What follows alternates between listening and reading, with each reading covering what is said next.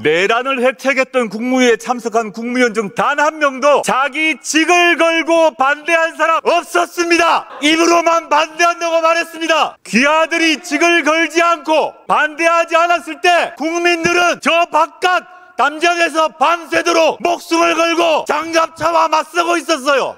존경하는 국민 여러분, 우원식 국회의장님과 선배 동료 의원 여러분, 조국혁신당 비례대표 조국입니다. 내란 수계 윤석열은 12월 3일 위헌적이고 불법한 소위 비상계엄을 선포했습니다. 불법적 비상계엄 선포 소식을 듣자마자 저는 집을 나섰습니다. 인근에 체포조가 있는지 살펴보았습니다. 국회의사당으로 달려오면서 20대 청년 시절 경찰 대공분실에서 조사받았던 트라우마가 되살아났습니다. 그렇지만 헌법을 지켜야 한다는 소명, 내란을 종식해야 한다는 책무감에 국회로 달려왔습니다. 다행히 친위 쿠데타는 계엄군에 맞선 국민의 용기 덕분에 6시간 천하로 끝났습니다. 이로써 윤석열의 탄핵 소추 사유가 완성됐습니다. 이제 국무위원께 질의하겠습니다. 국무위원 전체께 먼저 묻겠습니다. 현재 국무위원 중 윤석열 씨가 내란 수괴가 아니라고 생각하는 분 일어나 보세요. 지금 국회 국무위원 중 12상 비상계엄이 합헌이라고 생각하는 사람 당당하게 일어나 보세요. 이상민 내란 공범은 장관직을 그만두면서 모든 순간이 행복했다고 말했습니다. 지금 국무위원 중 행복한 국무위원 일어나 보세요.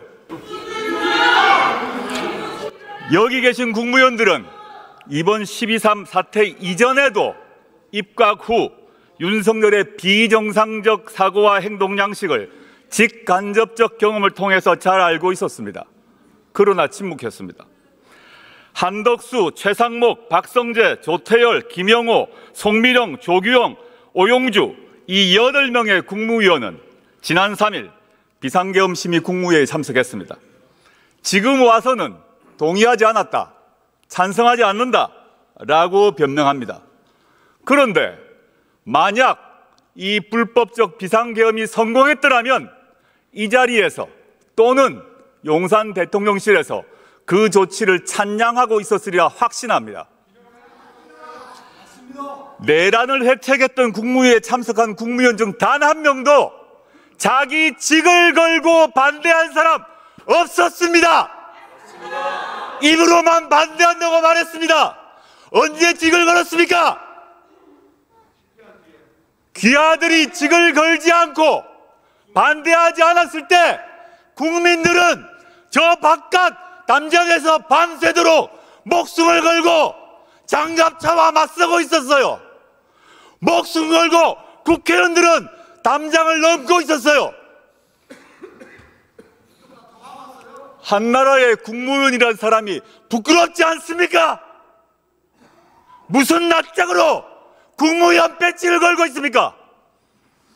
국무차관 나와보세요. 국방차관 나와보세요.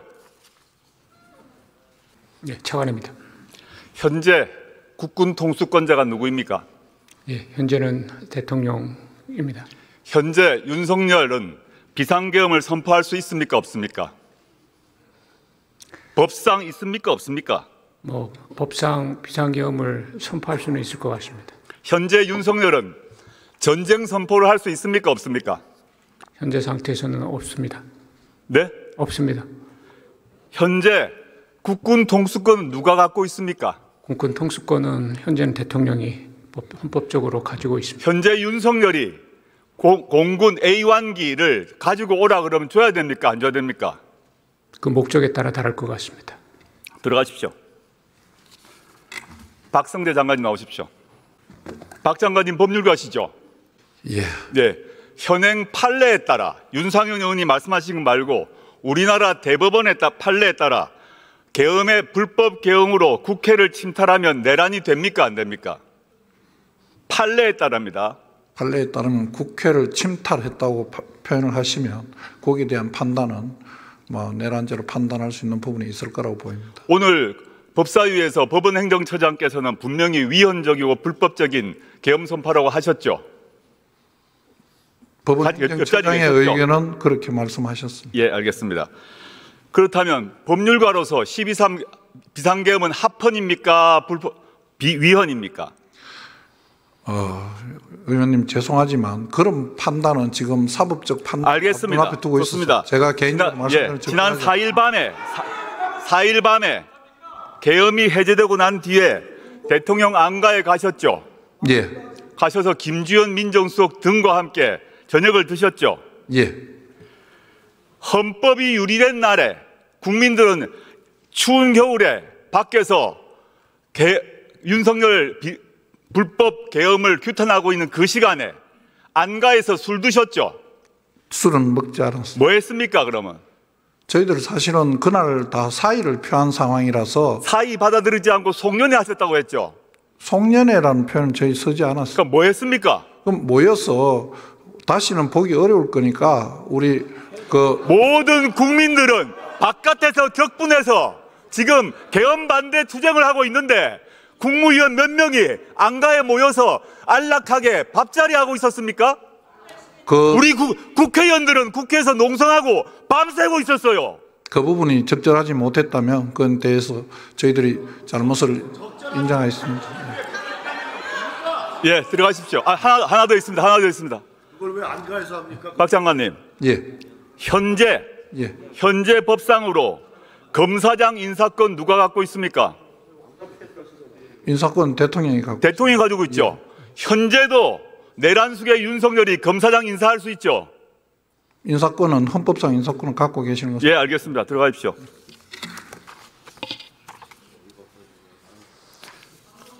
최상목 부총리 나오십시오.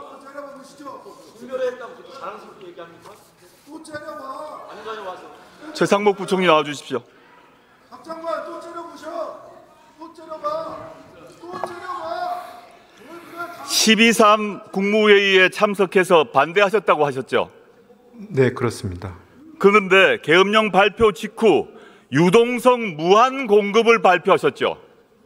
국무회의 발표 직후 제가 그 자리에서 그 후에 하셨죠? 그 후에 한국은행 총재하고 금융 당국자들을 소집을 해가지고요. 그때가 간접적 방식의 계엄 옹호 아닙니까? 윤석열 결정에 대한 간접적 지지 아닙니까? 그 다음에 의원님 죄송합니다. 괜찮습니다. 부총리님. 네. 비상계엄 이후 어제까지 네. 주식시장 시가총액이 얼마나 증발했습니까? 100조 넘게 140조 증발했습니다. 내년도 한 해 국가 예산 670조 원의 20%가 나흘 만에 날아갔습니다. 부총리님. 네. 지난 2년간 100조가량 세수 펑크 났죠. 성장률 1%죠. 그 책임이 누구에게 있습니까? 답 못하십니까? 네, 아니요. 정부 정책 운영에 잘못이 있다면 저한테 있습니다.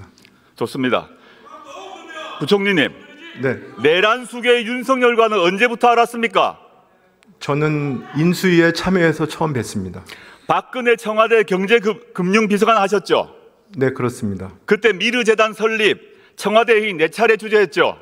그건 미르재단 설립이 아니었고요. 네, 대통령 순방 정상회담 준비회의였습니다. 그 뒤로 국정농단 특검, 즉 윤석열 씨가 당시 수사팀장이었던 국정농단 특검에서 참고인 소환 조사 받았죠? 네, 한 번 받았습니다. 기소 안 됐죠? 네, 안 됐습니다. 그때 윤석열이 빼줬습니까? 전 그 당시에 윤석열 검사를 알지 못했습니다. 부총리는 박근혜 탄핵 당시에 기획재정부 1차관이었죠? 네, 그렇습니다. 지금 부총리는 자신이 모신 두 대통령을 탄핵당하는 경제관료가 되신 겁니다. 들어가시죠. 네, 그걸 국민 여러분께 매우 송구스럽게 생각합니다. 여러분들은 지금까지 이런 이슈들을 보게 되면 어떤 생각이 드셨나요? 제가 항상 여러분들께 뉴스만 평소에 잘 챙겨보셔도 돈이 된다, 돈을 벌 수 있다고 말씀을 드렸는데요. 그 이유는 제가 지난 5월 초에 여러분들께 뭐라고 말씀을 드렸죠? 지금은 정부가 주목하고 있는 KFD에 관심을 가져야 한다. 뉴스만 보고 끝내지 마시고 투자 쪽으로 한번 생각해 보셔야 한다 라고 말씀을 드렸습니다. 그리고 나서 이런 썸네일들을 뉴스를 통해서 많이 보셨을 텐데요. 이렇게 정부가 정책으로 밀어주는 산업이 이슈가 됐을 때 정보에 민감한 부자들은 어떻게 생각할까요? K푸드 관련주는 뭐가 있는지, 어떤 종목이 나에게 돈을 벌어다 줄 수 있는지를 생각한다고 말씀을 드렸죠? 그 이유가 뭐냐 하면 부자들이 봤을 때는 이슈가 곧 돈으로 이어지고 이런 이슈들이 돈을 벌어준다는 경험적 확신이 있기 때문에 부자들은 항상 이런 사회적 이슈들을 관심 있게 챙겨본다고 말씀을 드렸습니다. 실제로 제가 지난번에 시청자분들과 함께하는 주식으로 수익 내기 이벤트를 진행했었는데요. 당연히 100% 무료로 진행했고 여기 보시면 저한테 구독이라고 문자 남겨주신 모든 시청자분들께 이렇게 K푸드 관련주 중에 가장 급등할 확률이 높은 한성기업 딱 한 종목을 여러분들에게 추천을 드렸어요. 그러면서 여기 나와 있는 대로 정확하게 얼마에 사야 하는지, 그리고 어느 정도 올랐을 때 팔아야 하는지 이런 부분들까지 자세하게 알려드렸었는데 결과가 어떻게 되었죠? 오른쪽을 보시면 아시겠지만 제가 5월 2일에 문자로 이 한성기업을 소개해드리고 나서 주가가 이렇게 2배 넘게 급등이 나왔다. 그래서 당시에도 굉장히 많은 분들이 제가 드린 한성기업으로 수익을 내셨을 텐데요. 다시 한번 축하드린다고 말씀을 드리고 이번에도 마찬가지입니다. 최근에 정부가 집중적으로 밀고 있는 산업이 해외 건설 시장이고 그 중에서도 K신도시에 대한 관심도가 계속해서 높아지고 있기 때문에 관련 종목들이 부각받을 수밖에 없다. 그 중에서도 정부가 가장 핵심적으로 밀어줄 것으로 예상되는 K신도시 대장주 한 종목에 돈이 몰릴 것이다. 당연히 우리가 이쪽으로 생각해야 한다는 겁니다. 그래서 이번에도 지난번과 똑같이 저에게 신청이라고 문자 보내주시면 정부가 강력하게 추진할 것으로 예상되는 K신도시 정책주 중에 앞으로 대장주 역할을 하면서 주가가 가장 크게 급등할 한 종목을 구독자분들에게 문자로 종목명과 사고파는 시점을 모두 알려드리겠습니다. 그래서 여러분들이 주식으로 돈 버는 연습을 한번 해보시라 이렇게 말씀을 드리고 지금 이 영상을 보시는 시청자분들 중에 나도 이번 종목이 궁금하다 하시는 분들은 누구나 상관없이 그리고 어느 시간대나 상관없이 부담없이 이렇게 상단에 제 번호를 항상 남겨놓고 있습니다. 제 번호 010-4406-8870번으로 저에게 지난번처럼 신청이라고 문자 보내주시면 제가 이번에도 똑같이 무료 추천 급등주 문자를 보내드리겠습니다. 이해되시죠? 그래서 제 번호 010-4406-8870번으로 신청이라고 문자 보내주시면 여러분들이 직접 이슈를 통해서 돈 버는 연습을 해보실 수가 있는 거고 제가 돈을 받는 것도 아니고 투자를 대신해드리는 것도 아니기 때문에 부담없이 신청해주시면 되는 겁니다. 그리고 수익이 나면 저는 다른 것은 바라지 않습니다. 제 채널에 구독, 좋아요 한 번씩만 눌러주시면 감사하겠습니다.